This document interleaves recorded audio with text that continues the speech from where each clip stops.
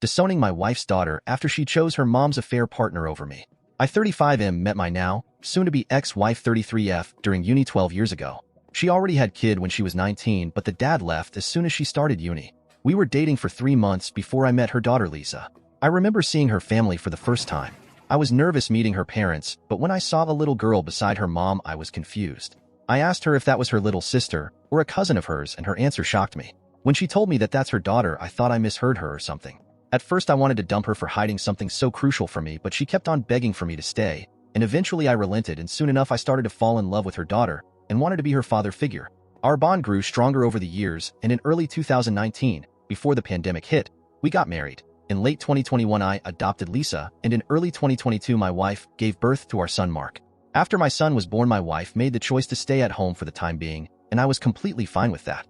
Everything was going perfectly until a few months ago. I started noticing my wife increasingly spending time with her friends.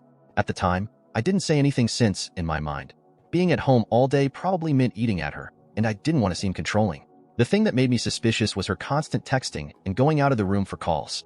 She never did that for anyone besides this one friend of hers. I asked her about it, but she gave me some vague answers about gossip.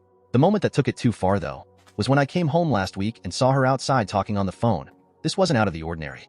I remember seeing my son on the floor crying alone. I was pissed at my wife for just leaving him alone in the house, but when I went to pick him up and smelt the horrible stench coming from him, I was beyond furious. His diaper seemed like it hadn't been changed since that morning. I quickly changed his diaper and rushed outside with him in my arms. I was beyond pissed. I snatched her phone from her hand and bolted back inside. I locked my wife outside to have a talk with this friend of hers alone. I had my suspicions about who it really was, and when I heard a male voice calling out her name and asking who was there, I immediately knew what was going on. He ended the call as soon as he heard my voice. I then proceeded to lock the front door to make sure my wife couldn't enter the house at all, and proceeded to screenshot as much of their chat as I could, and then sent them to myself before deleting them on her phone. About 5 minutes later, she was still banging on the glass door leading to the backyard. I reluctantly opened it and was met with a smack in the face. Remember, all of this is happening while I'm holding my toddler in my arms. As soon as she realized what she just did, she apologized profusely, started crying, and tried to hug me. I pushed her away and told her to meet me at the dining table. I told my daughter to quickly take care of the baby so me and her mom could have a quick chat. I just kept it simple. I told her this was her only chance to even have a sliver of chance of getting me back. If she fucked up this talk, it was over on the spot. No lies, nothing. She kept on trying to apologize and to say it wasn't that serious. I reminded her that she not only fucked me over, she could also have easily done serious harm to our son by leaving him alone in the house like that. I then simply asked who, for how long, and did they fuck? She replied with her ex-boss Daniel, 6 months, and she didn't answer the last one. So I kept on reminding her that this was her last chance. She then just simply nodded. I then asked her if they used protection. To this she started crying and started begging me for forgiveness. She said she would block him then and there, would never contact him again. I could fuck any woman I want from now on, yada yada. I guess Lisa heard the commotion and came downstairs. I told her to go back up, but she just walked to my wife and asked her if I knew about Daniel. Up to this point I was calm, but upon hearing this, I swear even I started tearing up. I asked Lisa if she knew all along, and she said yes.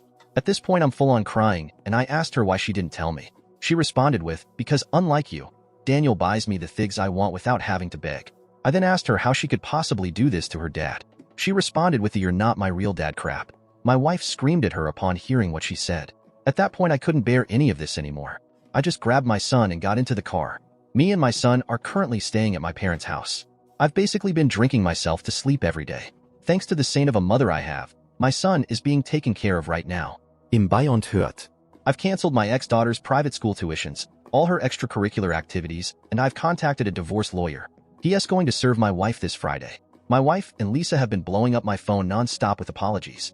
I simply responded with, "Get a lawyer and tell that ungrateful thing of yours to start calling Daniel her dad." I'm disowning her, and then I blocked my wife. I didn't respond to Lisa, I just simply blocked her. I guess my wifey told our friends what her and Lisa did, and now they have been texting me non-stop. They understand how I feel but believe him going too far by divorcing my wife without hearing her out. They also keep telling me that disowning Lisa is definitely going too far, and she's only a kid and didn't understand what she was doing.